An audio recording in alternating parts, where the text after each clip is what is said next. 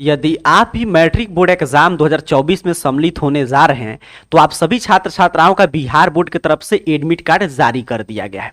अब admit card पे जो इंस्ट्रक्शन रहता है, जो नीचे दिखेगा इंस्ट्रक्शन होगा, तो इंस्ट्रक्शन काफी जरूरी होता है उसको समझना, क्योंकि उस इंस्ट्रक्शन में बिहार विद्यालय परीक्षा समिति ऑफिशियली आपको इंस्ट्रक्शन देता है, निर्देशित करता है कि आपको एग्जाम सेंटर पे कैसे जाना है, OMR सीट वगैरह कैसे भरना है, क्या क्या एग्जाम सेंटर पर अलाउ है, लेकर आप जा सकते हैं। तो चलिए मैं पूरा इंस्ट्रक्शन आपको समझाऊंगा। तो अगर आप भी मैट्रिक के परीक्षार्थी हैं तो ध्यान से आपको वीडियो अंत तक देख लेना है एग्जाम देने जाने से पूर्व, क्योंकि अगर इसमें से कोई भी निर्देश का आप पालन नहीं करेंगे तो आपका परीक्षा परिणाम अमान्य घोषित कर दिया जाता है। तो पूरा आपका 1 साल का मेहनत है, तो इंस्ट्रक्शन ध्यान से जरूर समझ लेना चाहिए। चलिए मैं पूरा इंस्ट्रक्शन आपको आसान भाषा में समझा दे रहा हूं। तो यहां पे देखिएगा मैट्रिक का एडमिट कार्ड जारी कर दिया गया, आप अपने स्कूल से जाकर प्राप्त कर लिए होंगे, ठीक है। और एडमिट कार्ड पे सबसे महत्वपूर्ण होता है यहाँ पे आपका पूरा डाटा वगैरह है। यहाँ पे बता देगा कि आपका किस शिफ्ट में एग्जाम है, कब से कब तक एग्जाम है। यहाँ पे आपको इस तरह विद्यालय के प्रधानाचार्य से हस्ताक्षर मुहर अवश्य करा लेना चाहिए, तभी ये ओरिजिनल होगा, ठीक है। नहीं तो ये नहीं कराएंगे तो समझेगा कि आपका डुप्लीकेट फोटोकॉपी कराए।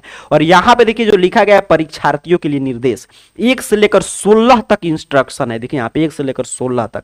आइए पूरे इंस्ट्रक्शन को मैं ध्यान से आपको समझाता हूं। और इंस्ट्रक्शन इसीलिए लिखा गया है ताकि आपको समझ कर इसको तभी जाना है एग्जाम में। देखिए स्पष्ट रूप से लिखा गया है परीक्षार्थियों के लिए आवश्यक निर्देश, और 1 से 16 तक। तो यहाँ पे देखिए छोटा छोटा है, पढ़ने में थोड़ा सा कठिनाई हो रहा है, तो इसीलिए मैं इसको बड़ा बड़ा कर दिया हूं, मतलब इसको टेक्स्ट फॉर्मेट मैंने लिख दिया है। बाकी इंस्ट्रक्शन सेम है हूबहू, कोई भी अंतर नहीं। आप एडमिट कार्ड से चाहे तो मिला भी सकते हैं। तो अब ध्यान से समझते चलिएगा।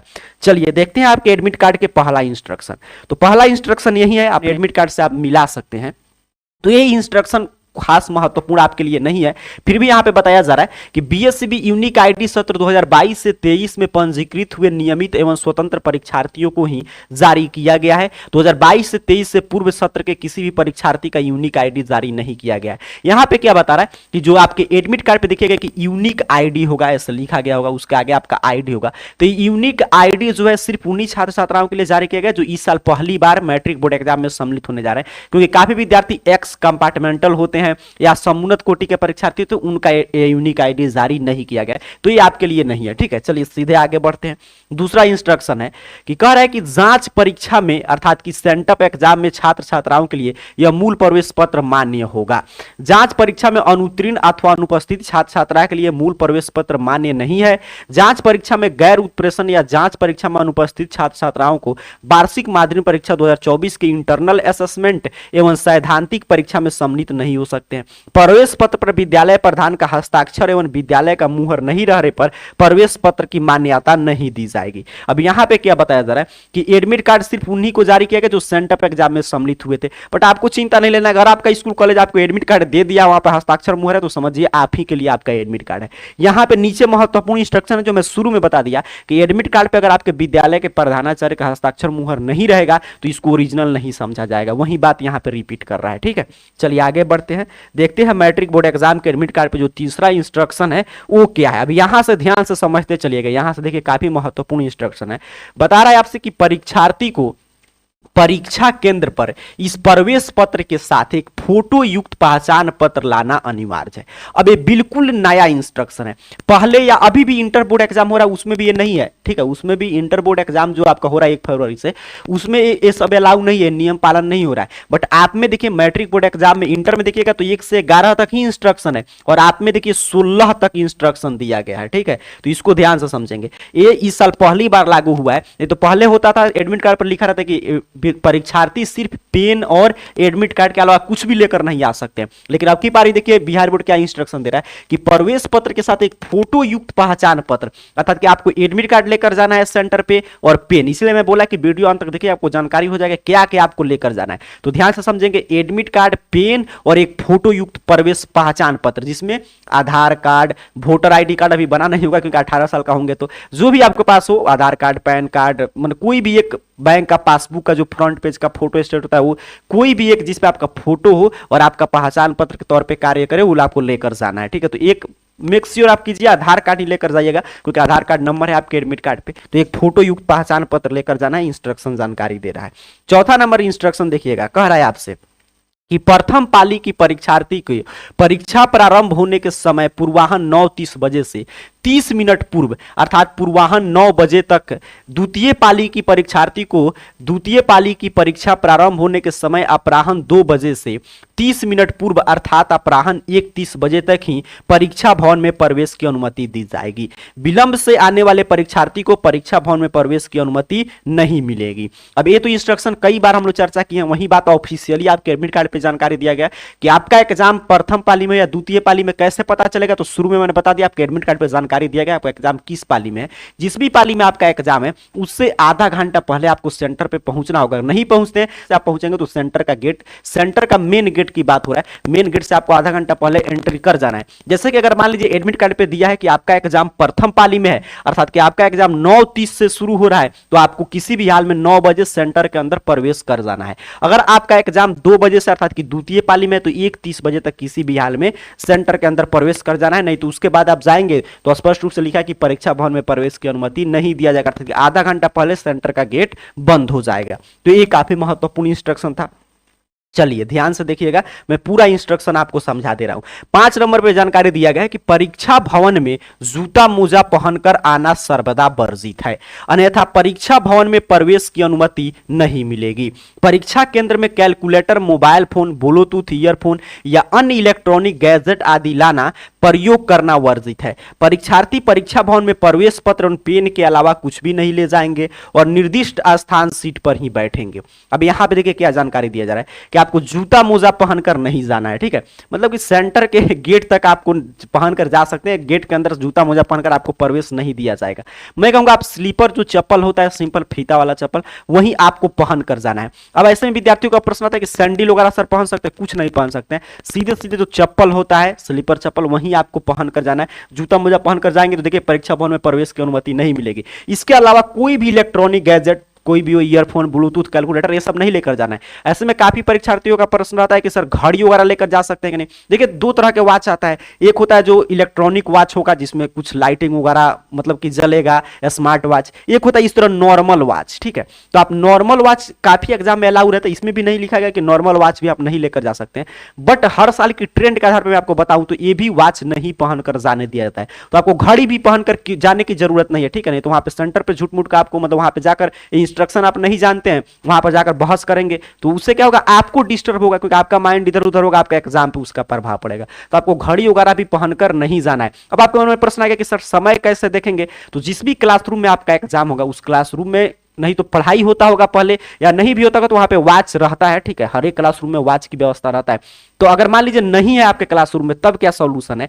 तब यही है कि आपके जितने भी, मान लीजिए आपका अकेले तो एग्जाम पढ़ा नहीं है पूरे रूम में, जितने भी परीक्षार्थी होंगे सबको, जो वीक्षक होंगे उनसे बोलना होगा। इसमें घड़ी लाकर लगा दीजिए ताकि हम लोग समय देखते रहेंगे। अगर वो आपसे बहाना वगैरह करते हैं कि बीच बीच में मान लीजिए वहां पे अनाउंसमेंट भी होता है कि इतना घंटा समय शेष है, या घंटी वगैरह बजता है बीच बीच में, तो उससे आपको नहीं कहेंगे नहीं हमारा तो 1-1 मिनट का समय ना देखना, आपके लिए 1-1 मिनट का समय महत्वपूर्ण है। तो इसलिए वो लोग वॉच का व्यवस्था करेंगे, क्योंकि वो लोग आपको वॉच का एंट्री नहीं करने दिए, घड़ी पहनकर आप नहीं जा सकते। बस वहां पे मिल जाएगा, आपको इतना नहीं करना पड़ेगा। मैं सब कंडीशन बता दिया, अगर ऐसे होता है तो आपको वहां पे किस तरह उसको हैंडल करना है, ठीक है। तो क्लियर आपको समझ के रखना है। और अंदर जाएंगे तो जहां पे भी फिर देखिए यहाँ बताया जा रहा है कि प्रवेश पत्र और पेन के अलावा कुछ भी नहीं लेकर जाएंगे। लेकिन अभी आगे इंस्ट्रक्शन मिला था कि एक प्रवेश पत्र, एक मतलब फोटो युक्त पहचान पत्र लेकर जाना है, और जहां पे अंदर कहा जाएगा वहीं पर आपको बैठना है। अब देखिए काफी महत्वपूर्ण इंस्ट्रक्शन है। 6ठा नंबर पे कह रहा है आपसे कि परीक्षार्थी को प्रत्येक विषय की परीक्षा के लिए एक OMR उत्तर पत्रक एवं एक उत्तर पुस्तिका मिलेगी, जिस पर परीक्षार्थी की विवरणी अंकित रहेगा। परीक्षार्थी OMR उत्तर पत्रक एवं उत्तर पुस्तिका प्राप्त करने के उपरांत जांच कर आश्वस्त हो ले कि यह OMR उत्तर पत्रक एवं उत्तर पुस्तिका उन्हीं की है। अतिरिक्त OMR उत्तर पत्रक एवं उत्तर पुस्तिका नहीं दी जाएगी। यहां पे बताया जा रहा है कि जिस विषय का आप एग्जाम देने जाएंगे उस विषय का एक ही आपको OMR सीट और एक ही उत्तर पुस्तिका मिलेगा। और जैसे ही आपको OMR सीट और उत्तर पुस्तिका जिस पर सब्जेक्टिव का आप उत्तर लिखेंगे आपको दिया जाएगा, तो उसको आपको पहले जांच करना है। उस पर आपका फोटो, सिग्नेचर, उसके साथ साथ आपका पूरा डाटा रहेगा, उस पर रोल नंबर, रोल कोड, तो आपको मिला लेना है कि आप ही का है। अगर आपको दूसरे किसी का मिला है तो जो भी वीक्षक होंगे उनको लौटाकर अपना प्राप्त कर लेना है। अगर आपका है तभी उस पर कोई भी जानकारी लिखना है, और उस पर ध्यान से सभी जानकारी भरिएगा। नहीं तो कुछ भी आप गलत करेंगे तो आपके लिए एक्स्ट्रा OMR सीट और उत्तर पुस्तिका नहीं है। अर्थात कि कोई भी मान लीजिए नहीं कि पेज खत्म हो गया तो नया मिलेगा, उसमें पेज तो खत्म नहीं होगा, मतलब कि फिर भी अगर आप खत्म करते तो दूसरा कुछ भी आपको नहीं मिलेगा। जो आपको मिल गया एक बार OMR सीट उत्तर पुस्तिका, उसी पे आपको उत्तर लिखना होगा, ठीक है। एक्स्ट्रा पेज वगैरह की व्यवस्था नहीं है। चलिए आगे बढ़ जाते हैं। अगला इंस्ट्रक्शन है, उत्तर पुस्तिका प्राप्त होने पर परीक्षार्थी उनके आवरण पृष्ठ पर अंकित परीक्षार्थियों के लिए निर्देश अवश्य पढ़े और उसका अनुपालन करे। कर जब आपको उत्तर पुस्तिका दिया जाएगा तो उसके आवरण पे मतलब फर्स्ट पृष्ठ पे कुछ इंस्ट्रक्शन रहेगा, जैसे एडमिट कार्ड का इंस्ट्रक्शन है उसी तरह उस पे रहेगा, उसको पढ़ के और उसमें जो जो चीज बताया जाएगा उसका पालन जरूर आपको करना है। आगे बढ़ते हैं, यहाँ पे देखिए आपके एडमिट कार्ड का 8 नंबर इंस्ट्रक्शन काफी महत्वपूर्ण है, इसको ध्यान से समझिएगा। इसमें बताया जा रहा है कि ओएमआर सीट और उत्तर पुस्तिका पर उत्तर कैसे लिखना है, ओएमआर सीट पे कैसे आपको ऑब्जेक्टिव का उत्तर देना है। देखिए बताया गया 8 नंबर पे, अपने एडमिट कार्ड से आप मिला सकते हैं, सेम इंस्ट्रक्शन है वही जो 8 पे आपके एडमिट कार्ड पे लिखा गया है कि परीक्षार्थी द्वारा उत्तर पुस्तिका के कवर पृष्ठ के बाएं भाग में केवल विषय का नाम एवं उत्तर देने का माध्यम अंकित किया जाएगा और जिस सेट कोड का प्रश्न पत्र आपको मिला है उस प्रश्न पत्र के सेट कोड को बॉक्स में अंकित करते हुए प्रश्न पत्र सेट कोड वाले गोलक को काले या नीले बॉल पेन से भरा जाएगा, प्रगाढ़ किया जाएगा। उत्तर पुस्तिका के दाहिने भाग में भी प्रश्न पत्र सेट कोड को बॉक्स में अंकित करते हुए प्रश्न पत्र सेट कोड वाले गोलक को भरा जाएगा, प्रगाढ़ किया जाएगा एवं निर्दिष्ट स्थान में प्रश्न पत्र क्रमांक अंकित करते हुए अपना पूरा नाम एवं विषय का नाम अंकित कर परीक्षार्थी द्वारा अपना पूर्ण हस्ताक्षर किया जाएगा। ओएमआर उत्तर पत्रक में भी परीक्षार्थी द्वारा निर्दिष्ट स्थान पर प्रश्न पत्र क्रमांक, परीक्षा केंद्र का नाम, अपना पूर्ण हस्ताक्षर तथा प्रश्न पत्र का सेट कोड को निर्दिष्ट बॉक्स में अंकित करते हुए प्रश्न पत्र सेट कोड वाले गोलक को काले या नीले बॉल पेन से भरा जाएगा, प्रगाढ़ किया जाएगा।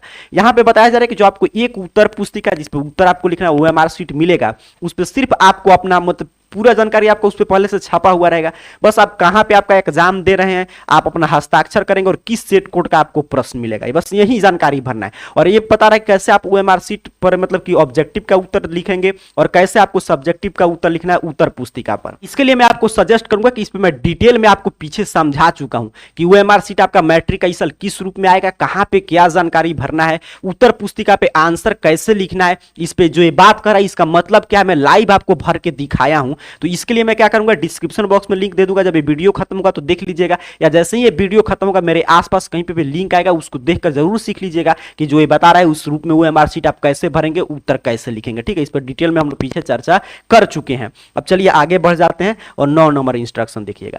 कह रहा है उत्तर पुस्तिका के पृष्ठ को मोड़ेंगे फाड़ेंगे नहीं तथा बीच बीच में व्यर्थ ही खाली नहीं छोड़ेंगे। मतलब कि उत्तर पुस्तिका पे आप सिर्फ चौथाई वगैरह के लिए इसको मोड़ सकते हैं, बाकी आपको इसको मतलब एकदम ऐसे लेकर नहीं होता कि इसको पूरा इस तरह कर दिए, ऐसे आप नहीं मोड़ सकते हैं इसको। ठीक है, उसके साथ साथ आपको बीच बीच में व्यर्थ खाली नहीं छोड़ना। ये नहीं कि मान लीजिए यहाँ पे उत्तर लिखा हमने, इस पृष्ठ पर लिखा और फिर हमने 2 पृष्ठ यहाँ पे छोड़ दिया और फिर हम यहाँ पे लिख रहे हैं, तो आपका कॉपी नहीं, आपको लगातार लिखना है। अगर मान लीजिए आप 2 पृष्ठ छोड़ दे रहे हैं तो इससे दिक्कत क्या होगी, एग्जामिनर यहाँ तक मान लीजिए चेक किया और इसको ऐसे पलटा और देख लिया क्या चाहिए यहाँ पे तो उत्तर नहीं है तो छोड़ देगा, इधर आप उत्तर लिखे तो जांच भी नहीं करेगा। ठीक है, उसको कुछ भी आप उस पर कार्रवाई नहीं कर सकते, उसको लगेगा कि विद्यार्थी यहाँ से उत्तर कंप्लीट कर दिया है, उसका फाइनल हो गया। तो इसीलिए उत्तर आपको बीच बीच में छोड़कर पेज नहीं लिखना है, लगातार उत्तर लिखना है, ये बता रहा है आपका 9 नंबर इंस्ट्रक्शन।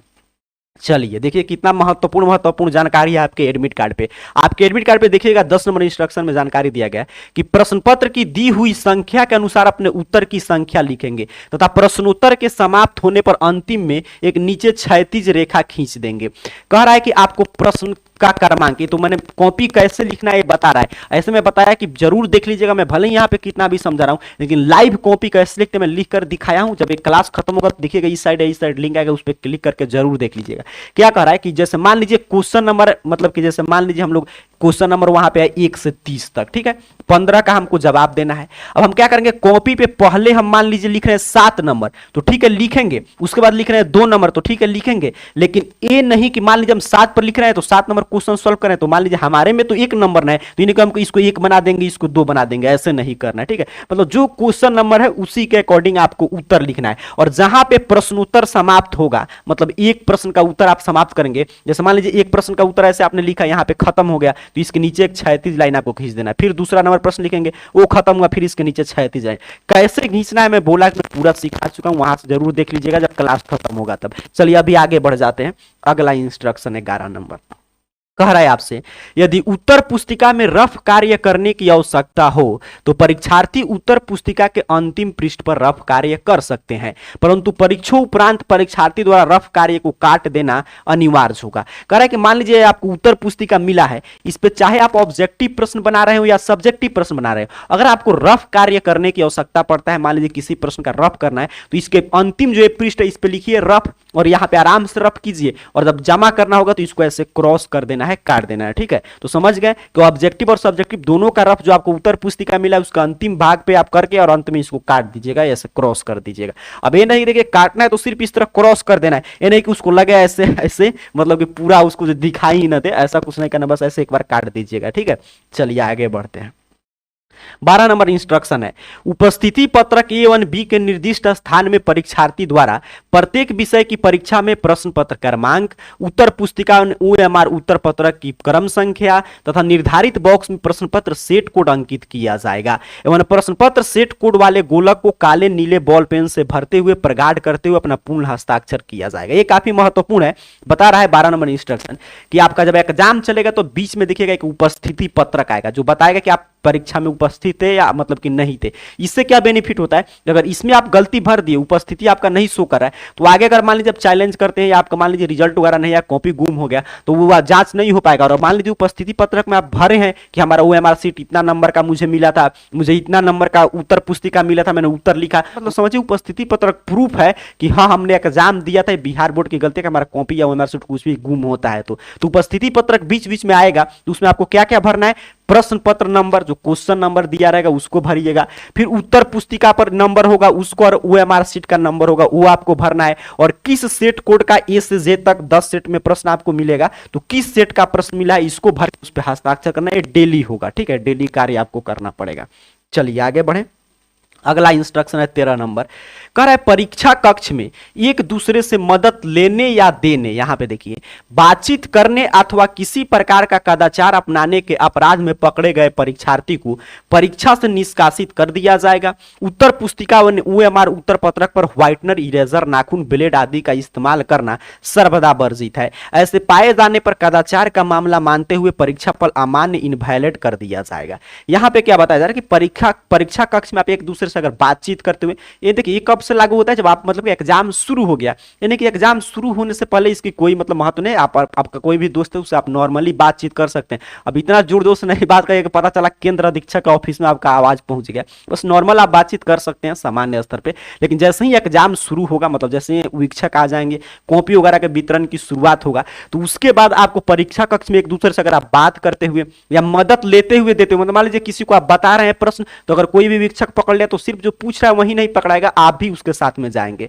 तो अगर किसी भी तरह की कदाचार आपको नहीं करना, अगर पकड़े जाएंगे तो परीक्षा से आपको निष्कासित कर दिया जाएगा। अगर मान लीजिए आप कॉपी पर या OMR सीट पर कुछ भी मिटाते हैं, गलती से भरते हैं, व्हाइटनर, इरेजर, ब्लेड, नाखून इत्यादि का प्रयोग करते हैं, तभी आपको कदाचार का मामला मानते हुए आपका रिजल्ट नहीं आएगा, अमान्य घोषित कर दिया जाएगा। क्यों? क्योंकि ये सब बिहार बोर्ड मान लेता है कि आप पहले उत्तर लिख दिए थे और बाद में आपको कहीं से चीट से या किसी से पूछे, आपको पता चला, फिर उसको मिटाकर आप सही करने का प्रयास करें, तो ये सब गलती आपको नहीं करना है। एडमिट कार्ड का देखिए सभी इंस्ट्रक्शन है, 13 नंबर पर यही इंस्ट्रक्शन है, देख लीजिएगा।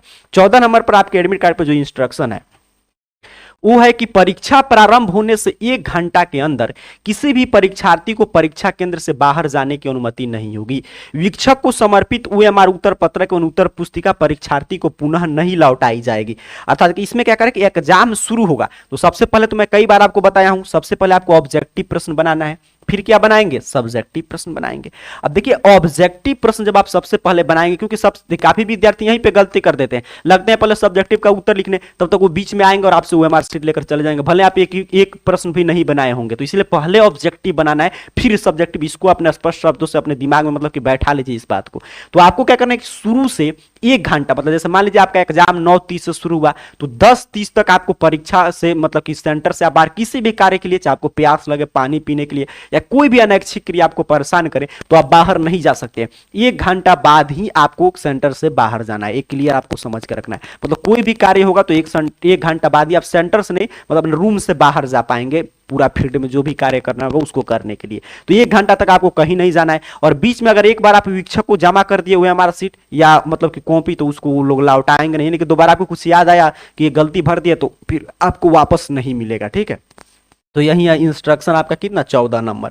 15 नंबर इंस्ट्रक्शन है कि यदि किसी विद्यालय प्रधान द्वारा अपने विद्यालय के किसी भी परीक्षार्थी के निर्गत हुए प्रवेश पत्र में उसके किसी भी विवरण में अपने स्तर से सुधार परिवर्तन कर दिया जाता है तो उस सुधार को बिल्कुल मान्यता नहीं देते हुए केंद्र अधीक्षक द्वारा उस परीक्षार्थी को मात्र उसके प्रवेश पत्र, रोल सीट तथा उपस्थिति पत्रक में अंकित विवरण के आधार पर ही परीक्षा में सम्मिलित कराया जाएगा। साथ ही प्रवेश पत्र में मुद्रित विवरण में परिवर्तन करने वाले विद्यालय के प्रधान के विरुद्ध नियमानुसार प्रशासनिक एवं कानूनी कार्रवाई की जाएगी। यहां पे एक बता रहा है कि ये मोटा मोटी इंस्ट्रक्शन है कि एडमिट कार्ड जो आपका आ गया उसमें कोई भी तरह का संशोधन आपके स्कूल के प्रधानाचार्य नहीं कर सकते हैं। जिस रूप में आपका एडमिट कार्ड आया है उसी रूप में आपको जाकर एग्जाम देना है।